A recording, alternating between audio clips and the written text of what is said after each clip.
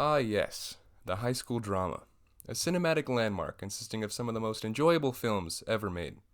From classics like The Breakfast Club and Ferris Bueller's Day Off, to more recent success stories in the genre like The Edge of 17 and Easy A. The high school drama has cemented itself as one of the most beloved types of films of all time.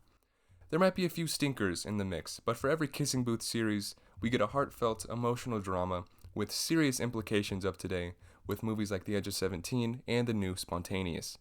Now, being a part of the same genre, these films will obviously have a lot of similarities across the board. Many deal with coming of age, finding love, developing family relationships, and becoming the person you are meant to be. These themes are a main reason these films are loved so much and why they hold up so well. They are meant to inspire, to relate, and to tell a story that can last with the viewer for days, months, and up to years in the future. And the way these films go about this process can also be somewhat similar to each other. For example, a good role model is usually necessary, such as a teacher or a parent of some kind. A friend group is split up, or a character who is down on their luck gets the inspiration needed to blossom into who they are meant to be. These are what we call genre-defining traits. All of these characteristics make the high school genre so special. And there is at least one of them in every single one of these coming-of-age high school stories. And then there's 1999's Election.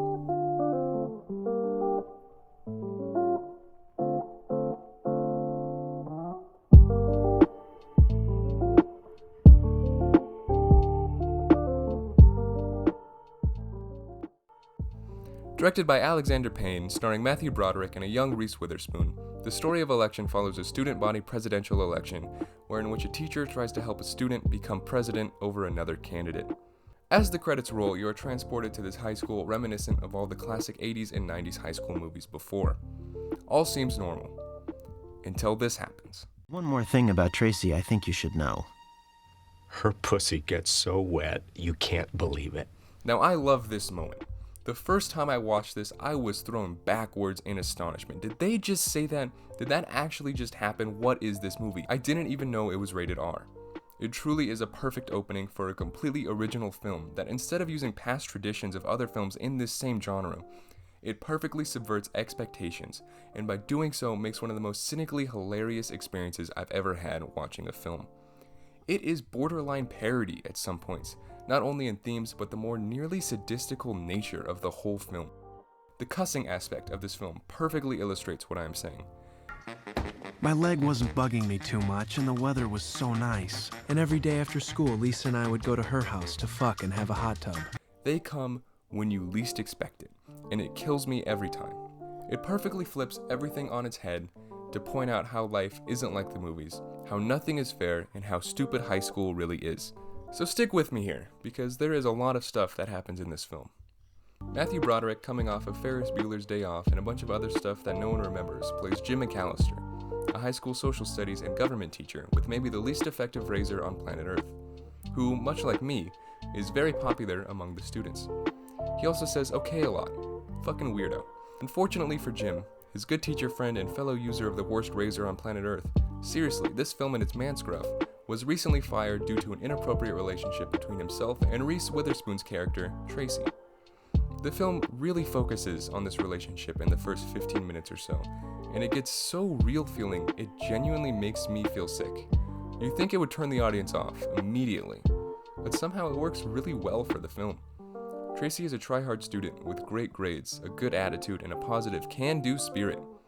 Basically Leslie Knope before Leslie Knope. The scandal between the two broke, and Jim's friend had to get a divorce and move away in shame, while Tracy is basically unaffected as no one in school ever hears of the relationship. This does not sit right with Jim, as he recounts many times that Tracy kind of started everything. We see in the flashbacks that nope, it was mainly Scruffy McGee who was super creepy the whole time. But still, Jim does not like Tracy. Tracy, as all try-hard students do, begins her campaign for student body president. Jim being fed up with her not only in his class, but also just in general due to the previously mentioned situation, as well as one scene where she kind of flirts with him in his car, which confirms his suspicions that she indeed started the relationship between his friend and her. So he begins to make a plan for someone to beat her. Unfortunately, she is running unopposed, and he must try to force a football star named Paul to run against her. Paul was recently in an accident, and is also just like the nicest guy in the world, so he decides to go for it. After Jim basically manipulates him into getting a yes. It also should be mentioned that Paul is super privileged, basically everything being handed to him at a young age. Tracy does not like Paul. You know this from these musical cues, which might be one of my favorite parts of the whole movie. Just this loud, guttural, tribal singing at the least expected times. I mean, it is amazing. And so the story goes. Spoilers from here on out. I think it's necessary to understand the purpose of this film, so please do yourself a favor and go watch it before returning, or if you just don't care enough, stay put. Paul's younger adopted sister is dumped by this girl Lisa, who in turn starts helping Paul run for president. The sister is lesbian, obviously, but has a great quote, "I'm not a lesbian or anything, I'm just attracted to the person." Which when first heard is funny, but when thought of more, it kind of describes the relationship with Jim's friend and Tracy. He felt genuinely in love with this girl, and they both stated multiple times that he treated her like a person and not like a student. Anyhow, this makes Tammy, Paul's sister, very, angsty. So she begins to run for president as well, her platform being that student elections are complete bullshit anyways. She somehow really appeals to her fellow classmates, and the running for president begins. In one of the best scenes in the entire film, the characters conduct their speeches to the class. Paul is nervous, but does, his best. Tracy is confident as ever and kills it to not much applause. And finally, Tammy just starts rousing people up, and the whole school ends in chaos. Also, just a side note, the principal might be the best casted principal of all time. He is so good, and whenever he talks, you don't deserve to be called adults. While all of this is happening, Jim is having dreams of Tracy, as well as his best friend's ex-wife. I should mention, there is a huge sexual angle of this film. There's one scene in particular where Matthew Broderick is literally having sex with his wife, and this weirdly edited portrait of his friend's ex-wife slowly comes from the right side of the frame, stopping on the back of his wife's head, and that slowly turns into Tracy, and she continues to yell, "Fuck me." Hearing young Reese Witherspoon yell "fuck me" 17 times in a row was not something I expected going into this film. It is bonkers. After his friend got the divorce, the ex-wife needed help around the house, and Jim pleasantly agreed. This turned into a serious attraction as he lost interest in his wife because she wants a baby? Kinda, sorta, I don't know. He just doesn't vibe with her anymore, he's kind of an asshole. So, in trying to get with his best friend's ex-wife, he accidentally gets stung by a bee on his eye. And he also gets caught basically immediately. Jim has a very shitty day and ends up blaming everything on poor Tracy. Meanwhile, Tracy is so mad that the election isn't going her way, she rebels and tears everyone's posters down in a fit of rage. She is seen by Tammy, but Tammy takes the blame because, why not? And because of this, she is sent to an all-girls boarding school, which she does not mind being gay and all. So to recap, now Reese Witherspoon is only going against Paul, and will most likely win. Also, she pulled down the posters and got in zero trouble. All at the same time, Jim is having the worst day of his entire life. And he also hates Tracy, and even suspects her of tearing the posters down. So, he tampers with the election. It comes down to only a few votes, and fortunately for Paul, some get lost in the trash for Tracy. Paul wins the election and celebrates accordingly. Like, literally a few hours later, the trash can is found and Jim is fired. Suddenly, his bad day turns into a bad life, as Tracy looks on with hope and pride in her eye because once again, she came out unscathed by this whole mess. Jim moves to New York in hopes to start new. And one day, years later, while he is visiting Washington, D.C., he sees Tracy get into a limo with a bunch of state representatives. Overcome with rage, he throws his milkshake at the limo and runs in the other direction. His inner monologue right before he throws the shake is one of the best satirical pieces of writing I think I've ever heard. He criticizes his former student because she had the gall to follow her dreams with passion. Who does she think she is, he thinks to himself. It says so much about our education system, the ideals of one compared to another, and the student-teacher relationship at its worst. I love it. So that's the film. Why does it work so good? Well, again, it is pigtailing off the success of these other films in many ways, and turning those expectations on the viewer's head.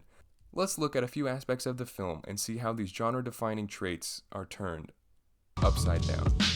Teachers in these coming-of-age high school stories are often the lighthouse in the sea of fog for a lot of these younger characters. I think of Paul Rudd in Perks of Being a Wallflower, and Woody Harrelson in The Edge of 17, the Sandman in Easy A, even Robin Williams in Dead Poets Society, as well as Mads Mikkelsen in Another Round. Although that film is more about the teachers and the students, it still applies. They are these guys that really look out for the kids and develop a bond that is more than teacher and student, it's more like friend and mentor. It leads to some seriously emotional moments in all of these films, and their characters are some of the best parts of the entire movies. Matthew Broderick's Jim, on the other hand, is the exact opposite. He hates Tracy, like gutturally hates this poor girl for something that generally was out of her control. He is spiteful, full of jealousy, arrogant, and extremely cynical even for a high school teacher. His entire arc actually goes basically in a circle. There is no arc for this character, and that's what makes his character somehow feel so realistic. He starts off as this cocky teacher who loves his job but hates this one student. He ends up in a place where he loves his job and he still hates this one student. Tons of shit happens in this film and to his life, to the point that it's literally ruined from where we originally see him. He somehow does not come out of the other side looking at life a different way. This may seem unsatisfying or not realistic, but isn't it the most realistic thing you can think of? I mean, really. From his perspective, he technically is never wrong. He has reasons for all of the things that he does, even if they are mean-spirited, and by the end, he doesn't change. Unlike in all of those other teen movies, where everything ends up working out by the end of 90 minutes, this film is more like a regression, where instead of silently hating this girl, he goes out of his way and throws his drink at her car. I mean, it's hilarious, first of all. Second of all, it goes against everything established in the genre. And third of all, it totally fits the character and feels real. So other than Jim, what else is flipped? Well, Tracy, for example, would normally be the one most high school films would focus on. A smart girl who was caught up in a controversy trying to get back to normal and win the election. But not here. You see her true blemishes. She is not a nice person. She is cutthroat, fully arrogant, and not afraid to show it either. Look at 8th grade for a second. The girl is always nice, super shy, lovable, and going through her mom leaving her right at the point of life where she needs guidance. And so as an audience, we automatically have sympathy towards her. Election easily could have played this angle of sadness. But no, it shows her as the asshole that she truly is, never shying away from the fact that she too is indeed human, and a mean one at that. When she's tearing down all those posters, you do want to slap her. When you think about this film, she is the villain. She ruins just about everyone's life she comes in contact with, and always comes out unscathed. Fuck Thanos, I'm scared of little Reese Witherspoon. It's brilliant writing, and it's such a fun twist on such a classic trope, it's really hard not to love. The jock. Paul is my favorite character in this whole thing. When I say a football jock that got everything handed to him his whole life, you probably think of some white tall asshole with brown hair and blue eyes and a great smile. That's Nate in Euphoria, who is the exact opposite of my boy Paul. Paul is the nicest kid in the whole school. He loves his sister more than anything and even knows she's a lesbian, which he totally supports, as well as completely accepting her even though she's adopted. He is tolerant and forgiving and takes winning humbly and defeat in grace. He also contemplates his purpose and God's role in his life in a deep philosophical way on multiple occasions. He is the protagonist of this story. The genuinely nice attitude is clearly defined within the character itself. The actor Chris Klein did a fantastic job of coming off sincere, even in the more goofier moments, and somehow the high school stud, rich jock running for president is the most humble candidate and the nicest man in the whole school. It even ends good for him as he enrolls at the University of Nebraska at the end. Shout out my boy Paul. This film is a completely unsuspecting masterwork of genre subversion and should be considered as one of the best screenplays ever written. It was nominated for the Best Adapted Screenplay, and it was based on a book. The nomination was very deserved in my opinion. This film will make you laugh, it will make you think, and will turn all the other classics into a punching bag, all while being a funny, character-driven narrative story. It is truly one in a million. You need to go watch it, please. Please, please, please, please go watch it.